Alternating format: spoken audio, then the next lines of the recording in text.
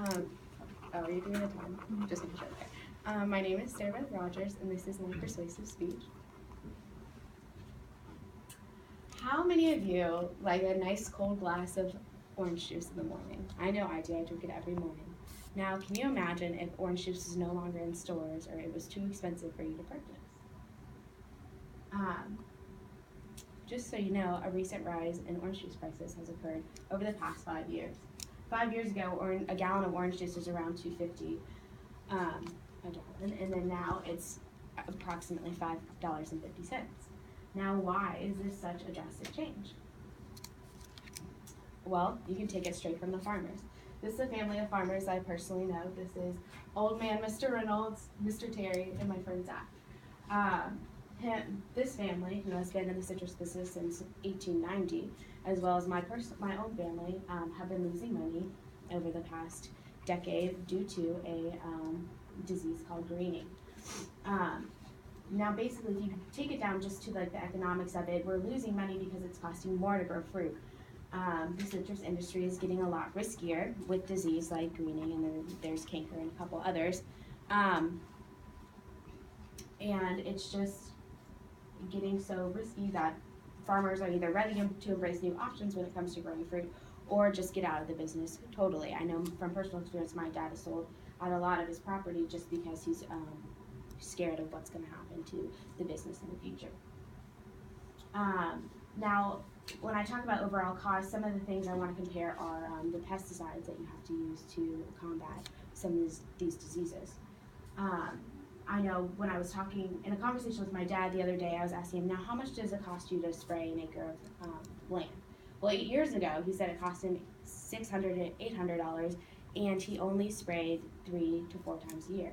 Now it costs $2,000 to $2,200, and they spray 10 to 12 times a year. This measures up to a 300% increase of the cost of chemicals alone per use or per year. My dad used to pay only 9% per acre of chemicals that he pays now for his growth. So why this raise in price of these chemicals? Well, we have this major problem in the citrus industry right now. It's called greening, and basically what it does is it forms misshapen fruit and discolored fruit. So if you see here, this is supposed to be a fully matured orange, but the bottom of it's green because of this disease. It's a bacterial disease, and it also makes the orange taste like it's still bitter, still a new baby orange, not ripe yet. It's not sweet, it's not juicy, it's unsuitable for any kind of sale. You also see it affects the leaves on the tree. This is a leaf with greening, and this is one without.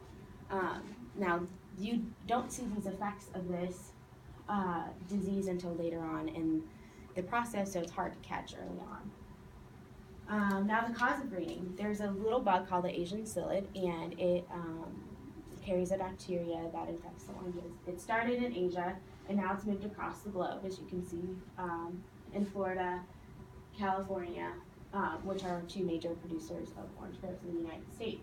It spreads really quickly because these bugs are only about 2 millimeters big, and they're very hard to control. As you see the effects, it takes a long time for you to see the effects of it, so that's kind of difficult. I've personally been in the orange grove with my dad looking at leaves to see if there's any change in them. So it's a really difficult thing to see. We also can only really spray for psyllids.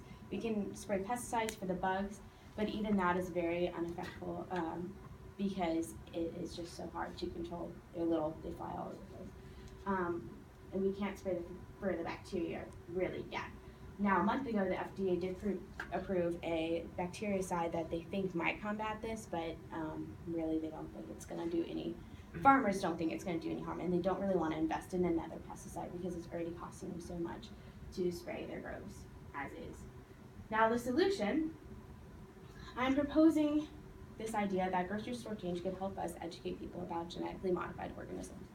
And if they do this, we can get people excited about a new orange that's coming to stores about 3 to 6 years that has been approved. They're they have test plots of these crops in Florida and Texas right now as we speak. Now the GMO debate. I called my dad's professor on the phone and did a little bit of an interview with him. His name's Dr. Manners. He is a professor at Florida Southern College, and he basically said, he's a very plain man. He said, people are anti-GMO for no good reason. It would be really odd if any natural being did not have other modified components. The fight against GMOs is illogical.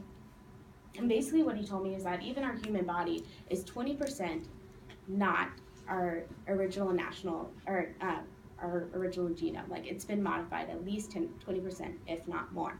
There's also naturally genetically modified organisms such as the sweet potato. So there's the genetic modification happens every day without us even knowing it. But the reason people are nervous about it is because it's humans modifying an organism. So how does a GMO work? This was something I really was curious about because it's not something I ever really studied. He said that genetically modifying this specific organism would be changing one specific gene that would just alter a receptor in an orange cell that is susceptible to this bacteria. If we just alter that one little receptor, then that would solve the problem for greening. Now what they're doing is they're taking a gene from spinach and doing this because spinach is not susceptible to greening.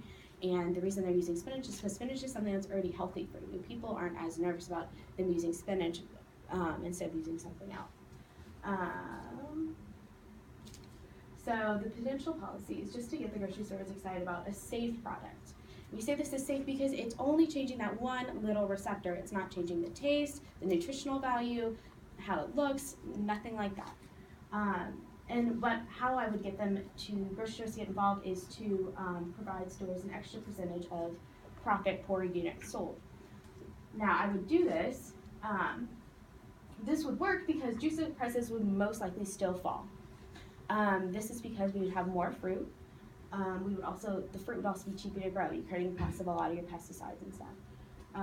And also, I really think that the farmers would be super excited about this. I know any of the farmers that I've talked to about this particular topic are really excited to get GM oranges in their groves. And I think a big part of that is getting involved with different citrus growers associations. I know my county has one, many counties in Florida have one, and then there's a big umbrella called the Florida Farm Bureau for Citrus that'd be willing to get involved and be able to provide that little extra percentage of income to grocery stores.